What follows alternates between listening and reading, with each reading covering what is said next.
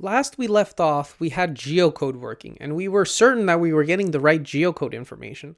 But when we moved towards the live API of geocode, our mock places API didn't function because of the longitude latitudes not matching up necessarily with what Google was returning us, as Google doesn't necessarily return us specifically the same longitude latitudes that we see in our mock information. Now, for us to fix that, well, there's only one way. We need to implement the places search request. Now, in order for us to do that, if we go look over here at our Google Maps SDK and we go over to source places, places nearby, we can see that there's a places nearby request that we can do on the client that takes in parameters that will do the call to the places nearby. And the parameters it takes are location, which is longitude, latitude, a potential radius, potential keyword, language, min price, max price, all of these different parameters that will narrow down our search. And so now I'm going to show you how easy it is to actually implement this. Because with a couple of lines of code, we're basically going to fully integrate our application directly against Google Places.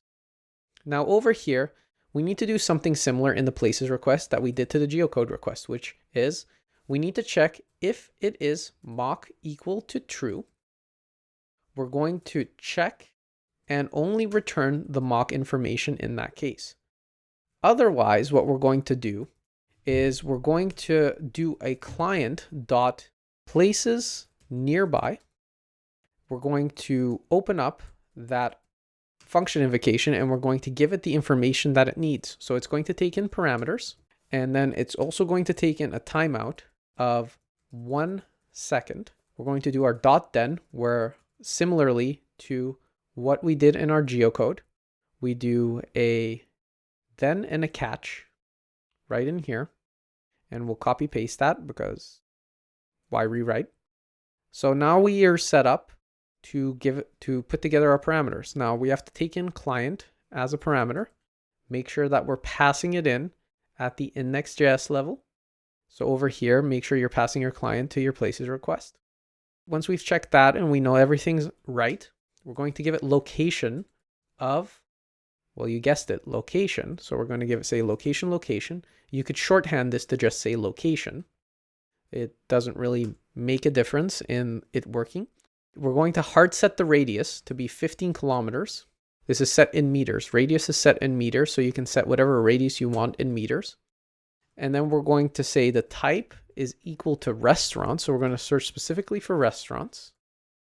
And then like we did on our geocode request, we're going to give it the key, which is the Google key. Now we have to make sure that we're importing the Firebase functions so that we can utilize the config that is coming in from runtime config, and in the live environment will just come in through Firebase. So now we're hard linking this.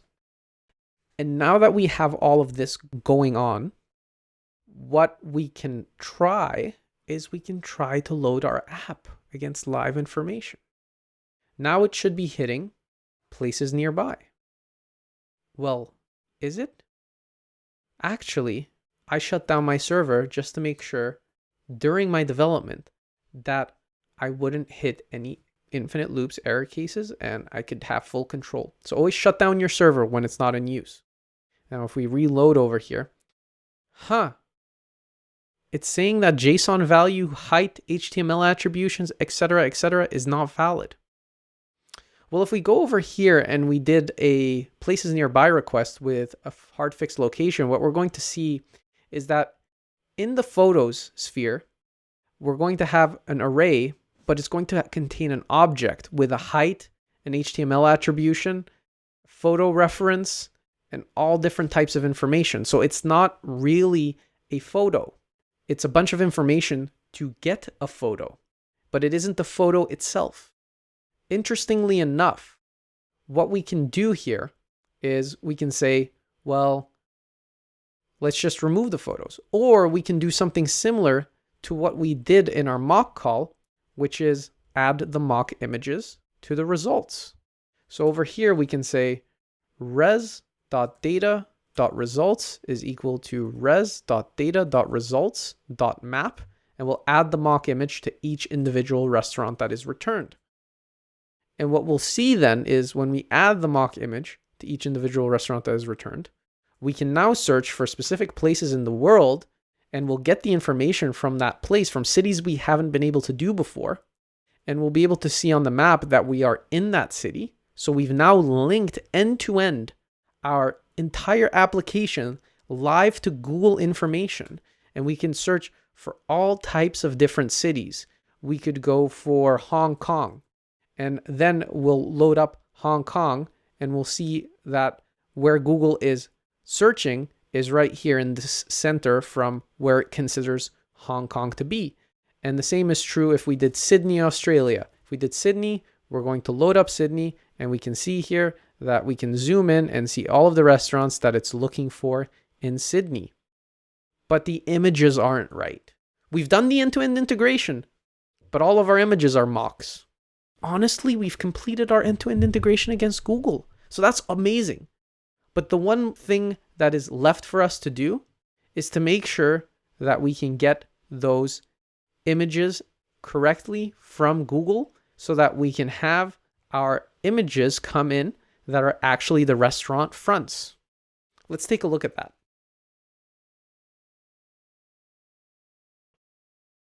Now that we have everything working except for our images, instead of running add mock image, we're going to say add Google image.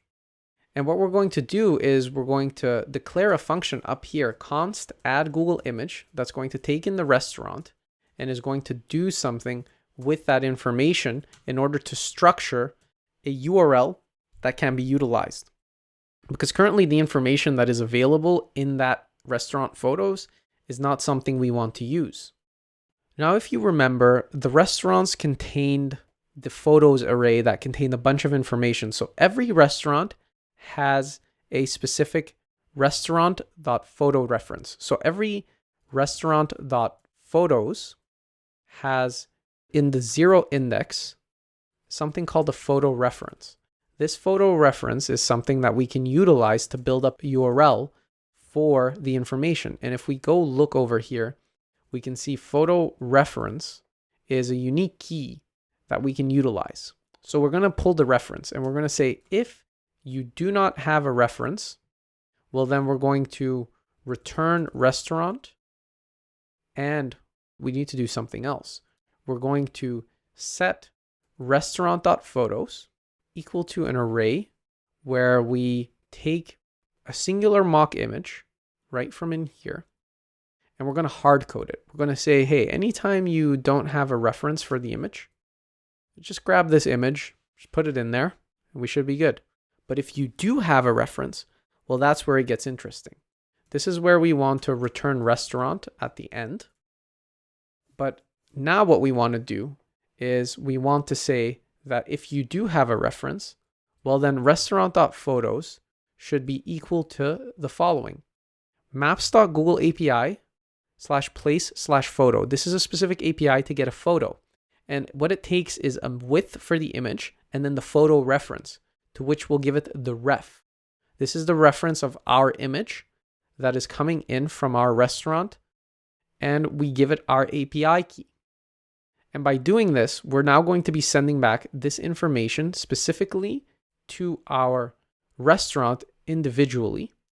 And if we go over here and we reload, what we should be able to see is that we're going to get back the real restaurant images, because now we're getting back real URLs to the images of the reference of that actual place. We're not getting back random images anymore. We're getting back real images.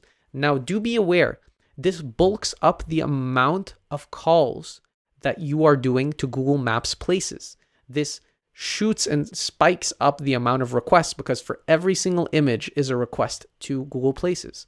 So if you don't want to do this, you could easily add back in the add mock image right over here. And you could just work with mock images just in case you didn't want to work with the live images and do as many calls. Now, if we go over to Sydney, what we'll see is that there we go. We're getting back real images of these places. It's feeling like a real application that's integrated fully with Google. And so it's that simple. We just need to integrate some fine bits and pieces from the Google Maps API, doing some requests to specific URLs, constructing client calls. That's it. Two simple functions, two simple Firebase functions hosted on the cloud that can now supply our app with real information. And so now you could go and yarn deploy this, right? You could deploy these Firebase functions. And once you deploy these Firebase functions, you can set your local app to utilize those remote Firebase functions, or you could do an Expo publish and then have that app talk to the Firebase functions for real. And the full end-to-end integration is now a reality. Amazing.